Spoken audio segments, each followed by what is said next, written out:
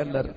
Endi qiyomatning kichkina alomatlari ham bor. Bu alomatlar boshlandi. Sekinlik bilan mana ko'rib turibmiz. Shu alomatlar qanaqa alomat? Birinchisi, kishilarning boshiga shunday bir zamon keladiki, foiz yemagan, riboxo'rlik qilmagan odam qolmaydi. Foizxo'rlik qilmasa ham changi yuqadi. Buni qanday tushunamiz? Sizu biz riboxo'rlik qilayotganimiz yo'q. Foizxo'rlik qilayotganimiz yo'q. Lekin odamlarning oshiga boramiz, to'yiga boramiz. Odamlar baqadri imkoniyat bizni rozi qilishadi. Yeyotgan oshimiz nimani hisobidan bo'ldi? Qo'limizga kelayotgan pul nimani hisobidan kelib turibdi? Ustimizga kiygan libos nimani hisobidan keldi? Uni farqiga bormaymiz. Imkon qolmas ekan, saqlana olmay qolar ekansiz. Har tomoningizdan riboni changi yuqib turadigan bir zamon keladi.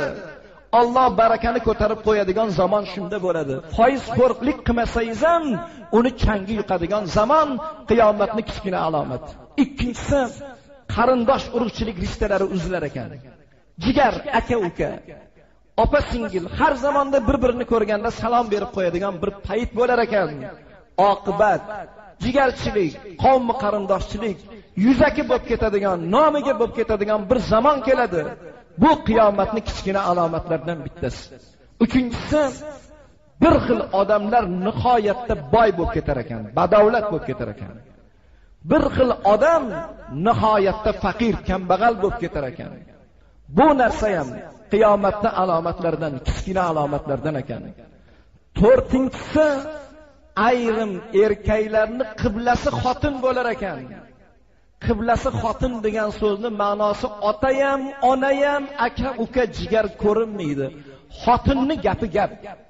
Xotin xudoday bo'lib qoladigan, xotinning chizig'idan chiqmaydigan, qiblasi xotin bo'lgan zamon, ayrim erkaklarni sig'inadigan xotin bo'lgan zamon bo'lishi qiyomatning kichkina alomatlaridan bittasi. Beshinchisi, dinda ham kelishmovchilik bo'lib, aka uka mazhab talashib bir-birini so'yar ekan. Haqiqatdan ham bor.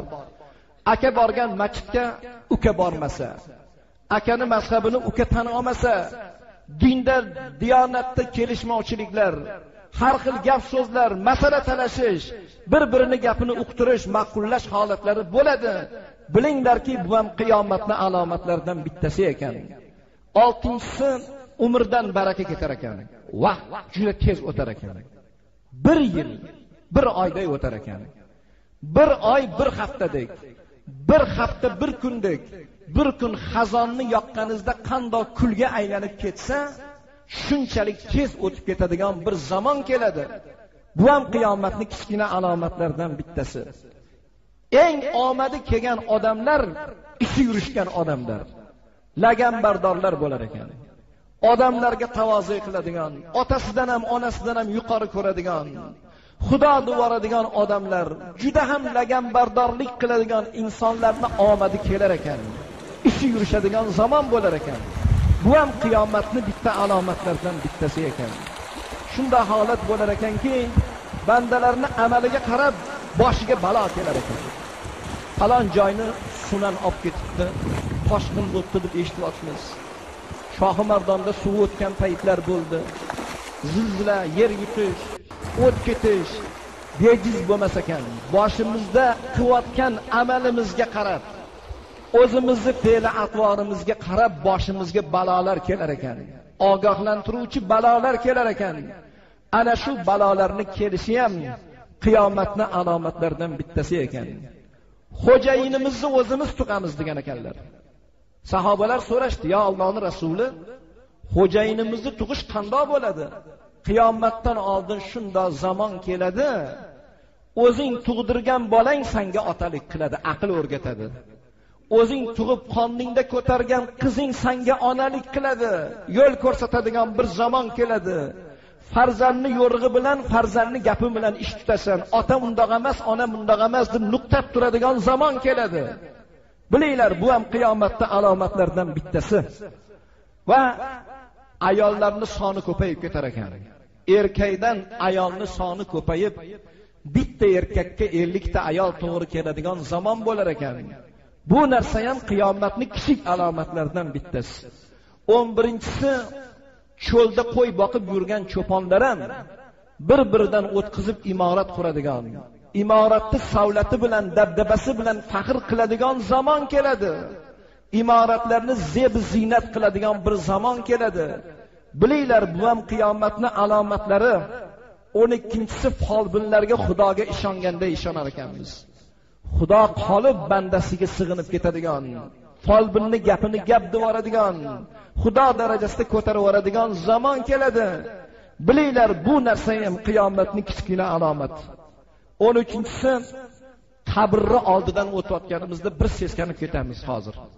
Lekin shundoq bir davr kelar ekan, qabrni oldidan o'tayotganda niyat qilar ekansiz, yo Rabbim, shu qabrda qanday baxtli bandang yotibdi. Qachon men qabrda yotarkinman degan niyat bo'lar ekan insonda. Shunchalik jondan o'tgan zamon bo'lar ekan. Bu ham qiyomatning bitta alomati ekan. Va 3 narsani topilishi qiyin bo'lar ekan. Qiyomatdan oldin 3 narsani qidirasiz, lekin topolmaysiz. Birinchisi amaldagi sunnat. Rasulullohning sunnatlari yo'qolib ketishligi. Uchinchisi halol pul topaman deysiz. O'zingizni har joyga urasiz, harom aralashmasdan ilojisi yo'q. Halol pulni topolmaysiz. Uchinchisi jondan aziz do'st.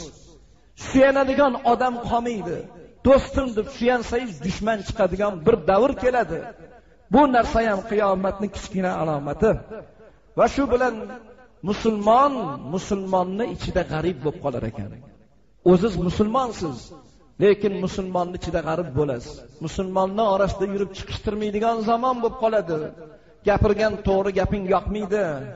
Hayotni gapirsang, Qur'ondan, oyatdan gapirsang, o'sha gaping yoqmasdan turkilab qo'yadigan zamon, odamlar noto'g'ri tushunadigan bir zamon bo'ladi.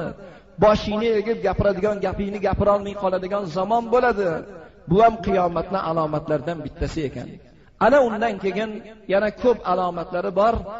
Baland imoratlarni qad ko'tarishi, tarozga xiyonatni kuchayishi, odamlarni, farzandlarni boqib tarbiyalash juda ham og'ir bo'lib ketish holatlari, bu ham qiyomatning kichkina alomatlaridan bittasi.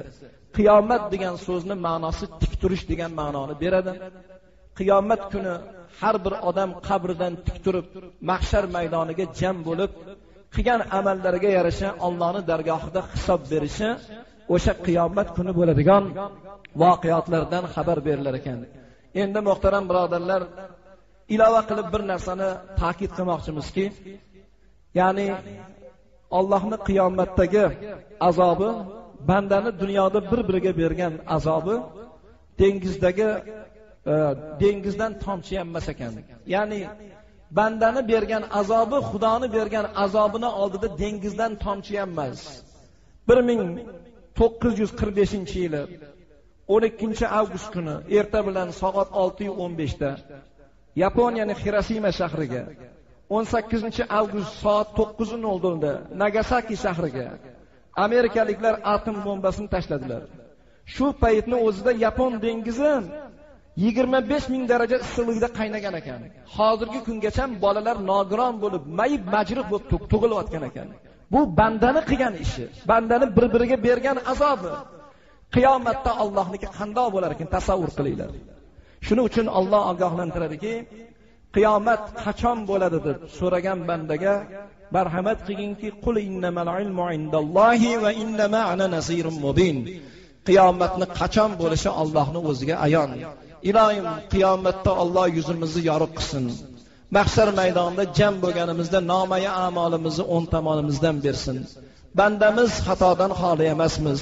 Mana shu qiyomatdan oldin bo'ladigan alomatlar Alloh hammamizni hidoyatda barqaror qilib, eshitganimizga amal qilishni nasib etsin.